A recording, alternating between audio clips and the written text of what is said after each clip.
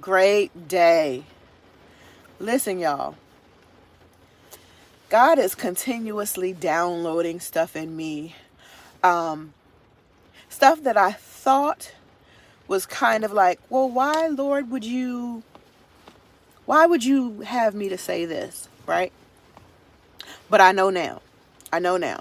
And you're going to know in a second. So, this is what he's been talking to me about a lot recently, about children. Children. Yes, I am naturally passionate about children and their well-being and all of that, but I was talking to the Lord specifically about a few things about our children and protecting them and keeping them safe and all of that, right? But this is what he led me to. He led me to Psalm 127, verse 3. Okay, Psalm 127, verse 3 through 5. All right, I'm going to read it. So it says, Lo, children are an heritage of the Lord, and the fruit of the womb is his reward. As arrows are in the hand of a mighty man, so are children of the youth. Happy is the man that hath his quiver full of them. They shall not be ashamed, but they shall speak with the enemies in the gate. Okay. Our focus is Psalm 127, verse 4. Verse 4. All right. As arrows are in the hand of a mighty man, so are children of the youth. So I began to ask God, like, okay, give me some understanding. What is it that you want me to share? Help. Okay. Arrows. What are arrows? Right? Arrows can be weapons. Let's start there. They can be weapons. Okay, but what does an arrow need in order to be victorious? It needs proper placement. That's one. It needs the right amount of pull, and it needs to be released at just the right time. My Lord. Whew. And if children are arrows in our hands as parents, then they need to be in the right place, right? Aimed at the right thing. They need to be pulled back, guided, and then released at the proper time. That was deep for me. So, parents, I'm a parent, so I'm talking to me too. What role do we have in this? In grooming our children in the ways of the Lord? One, we need to have them in the right place. Yes. Two, we need to have the right amount of hands-on direction and guidance. Three, we need to pull them back when, they're getting ready to prosper. And sometimes they get the big head. We got to pull them on back for a second and then release them at their proper time so that they can be the best them that they can be. And not just for them, but for the kingdom, for life, so that they can be contributing positive citizens in the world.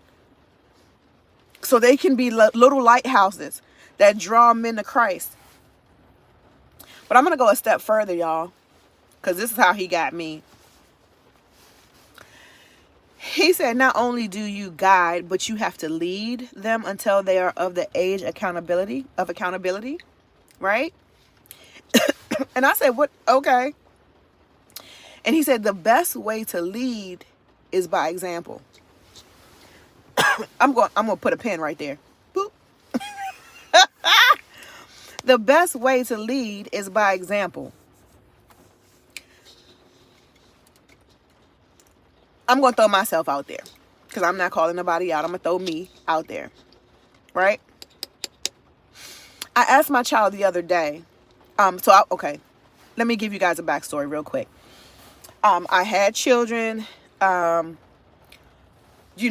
one person way back in the day when I was 25. And there was a 10-year span where I was without a spouse and celibate for 10 years, single mom, okay? Raising 2 children by myself.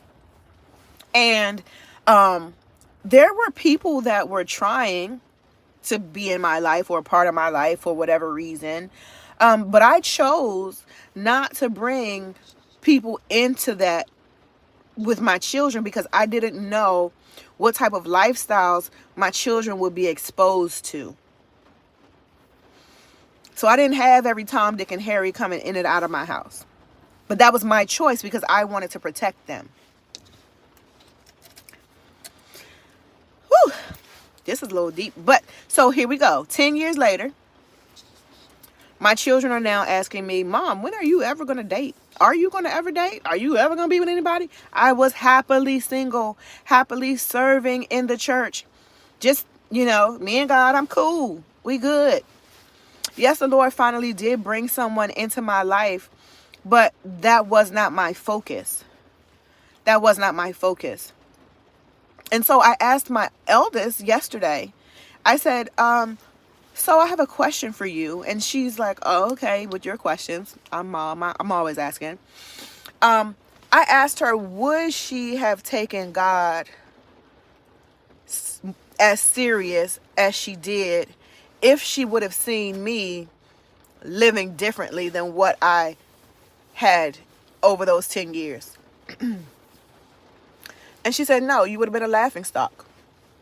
You wouldn't have been able to tell me anything. Yeah. So your children are watching. They're watching what you do. They're watching how you live, what you tolerate, what you don't tolerate. And they're being shaped by your decisions as a parent. And more so, they're being shaped by what you allow. So even if you're not saying no, but you're allowing it, they're thinking that's okay too.